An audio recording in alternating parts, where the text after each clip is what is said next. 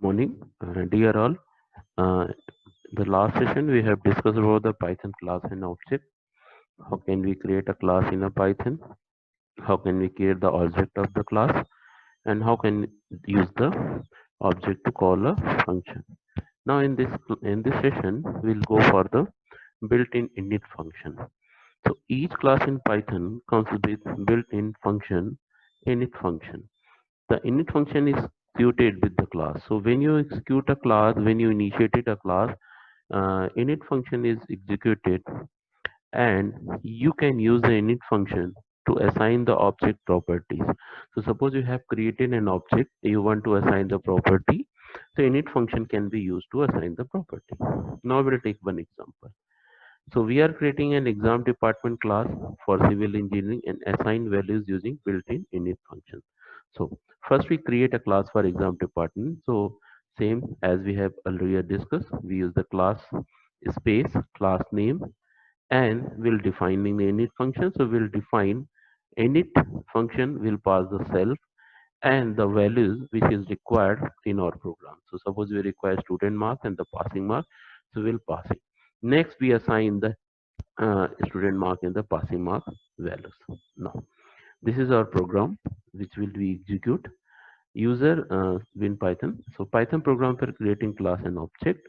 Create a class for exam department. We'll define an init function. Now we'll define a class civil exam department and defining the init function. So define init function will require passing the marks. So we'll passing the student mark and the passing marks. Now we'll assigning the student mark to the student mark and passing mark to passing. So we are actually passing the values to the class, so that we can call it using the object of the class. Now we'll define another function which is called define result, and we pass the value self. So we are actually passing the whole values which is defined the class. So we'll compare the student mark, the passing mark, and the logic is same as we have discussed in earlier section. So if the student mark is greater than passing mark, will display the calculation. Otherwise, we'll display the sorry.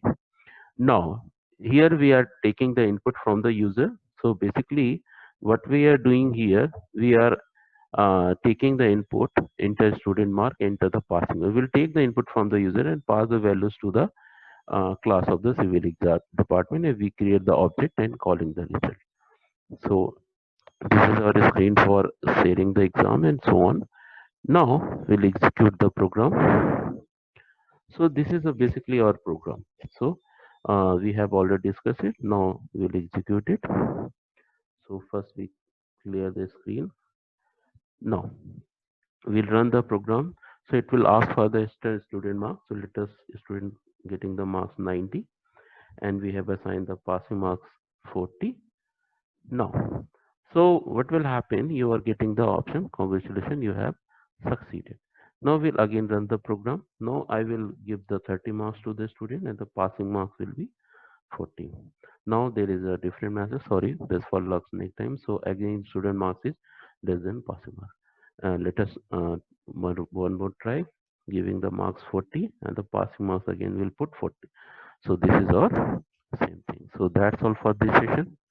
Keep practicing and best of luck. So we'll run our program. So in this program, we have created a civil exam department class, and we have created an init function. So in the defining init function, we have passing the mark or student mark and the passing mark, and we have assigned the student mark and passing mark to the class. Now we'll define a result method. If the student mark is greater than the passing mark, then we'll successfully congratulate.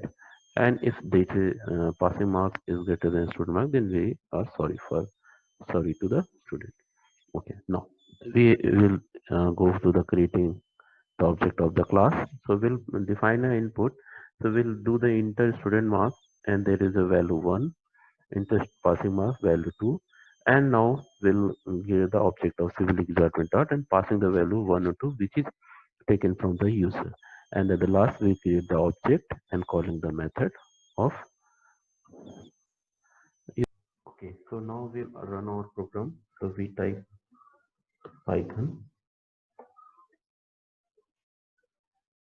and our file name is 2.py. So it will require a student. So first we pass the 90 student mark, and the passing mark, let us take it 40. So student is successfully cleared the exam. Again run the program, and now I will provide the marks less than passing mark, so it is a 30, and the passing marks again will put 40. So now it shows the sorry. Let us run one more time, and this time we'll provide the 45 to the student, and the passing mark again will put the 40. So it is showing that our program is successfully executed. So that's all for this session. Keep practicing.